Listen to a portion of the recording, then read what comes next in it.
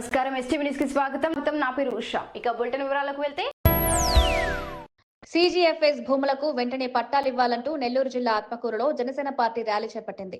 బస్టాండ్లోని అంబేద్కర్ విగ్రహం నుండి ఆత్మకూరు ఆర్డీ కార్యాలయం వరకు రైతులతో కలిసి ర్యాలీ చేపట్టిన జనసేన పార్టీ నేతలు ఆర్డీఓ బి పావన్నకి వినతి పత్రం అందించారు. అనంతరం జనసేన పార్టీ ఇన్ఛార్జ్ నలిశెట్టి శ్రీధర్ మాట్లాడుతూ పార్టీ అధిష్టానం పిలుపుతో సీజేఎఫ్ఎస్ భూములను కోల్పోయిన రైతులకు సంఘీభావంగా ర్యాలీ నిర్వహించి ఆర్డీఓకు వినతి పత్రం అందించామన్నారు. సీజేఎఫ్ఎస్ రైతులు ఇబ్బందులకు గురి చేయకుండా పట్టాలు ఇవ్వవలసిందిగా విజ్ఞప్తి చేశారు. ఈ కార్యక్రమంలో జనసేన పార్టీ పట్టణ అధ్యక్షులు పేమల సురేంద్ర, పార్టీ నేతలు గడ్డం వంశీ, పాటి రాఘవ, నాగరాజు యాదవ్, మదన్ యాదవ్, మావిళ్ల ఆనంద్ తదితరులు పాల్గొన్నారు.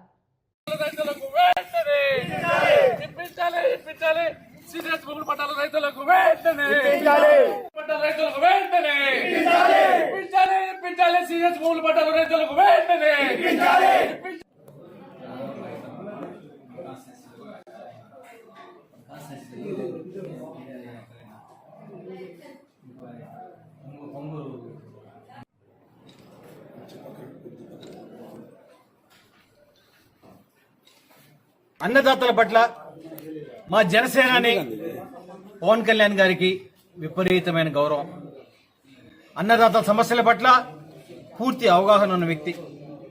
అన్నదాతకి ఏ సమస్య వచ్చినా పరిష్కారం దిశగా అడుగులు వేసేదానికి ఒక్క క్షణం కూడా సంకోచించిన వ్యక్తి మా జనసేన పవన్ కళ్యాణ్ గారు. ఆయన బాటలోనే ఆత్మకూరు నియోజకవర్గ జనసేన పార్టీ పయనిస్తా ఉంది. గతంలో ప్రతిపక్షంలో ఉన్నప్పుడు ఆత్మకూరు నియోజకవర్గ ప్రధాన సమస్య అయిన చుక్కల భూముల సమస్యపై అలు పెరగని పోరాటం చేసిన ఘన చరిత్ర కలిగిన పార్టీ ఆత్మకూరు నియోజకవర్గ జనసేన పార్టీ. దాదాపు 4 సంవత్సరాల పాటు రిలే నిరాహార దీక్షలు, ఆమరణ నిరాహార దీక్షలు, 100 కిలోమీటర్ల మీద పాదయాత్రలు, రోడ్ రోకోలు, పలుమార్లు హైవే దిగ్బంధనాలు చేసిన ఘన చరిత్ర కలిగిన ఘనమైన పార్టీ ఆత్మకూరు నియోజకవర్గంలో ఏదైనా ఉందంటే అది జనసేన పార్టీ మాత్రమే.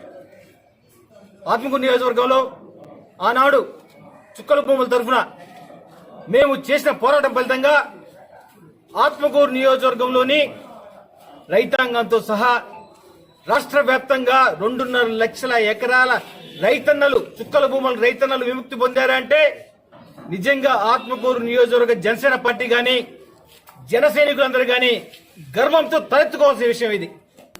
జియో నెంబర్ 288 తేదీ 1/6/2018 తీసుకొచ్చి మన జిల్లాలో ఉన్న 60,505 రైతులకు, రైతు కుటుంబాలకు 66,270 ఎకరాలు పంపిణీ చేసి వీళ్ళని డీ పట్టాలు అందరికీ ఇండివిజువల్ గా డీ పట్టాలు కేటాయించాలని నిర్ణయం తీసుకోవడం జరిగింది.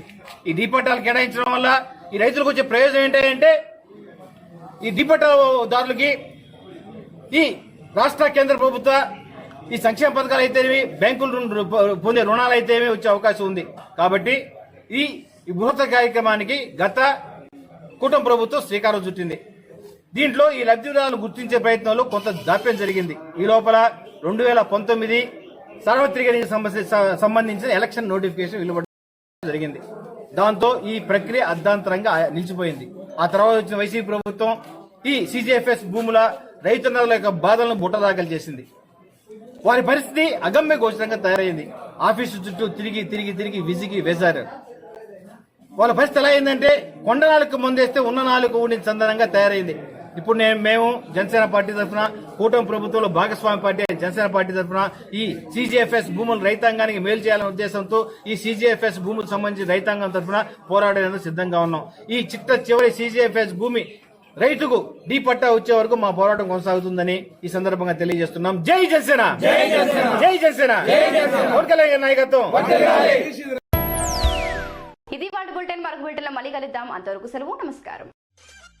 మేము చేసే వీడియోస్ మీకు నచ్చినట్లయితే లైక్ చేయండి. అలాగే మరిన్ని ఇంట్రెస్టింగ్ అప్డేట్స్ కోసం మా STV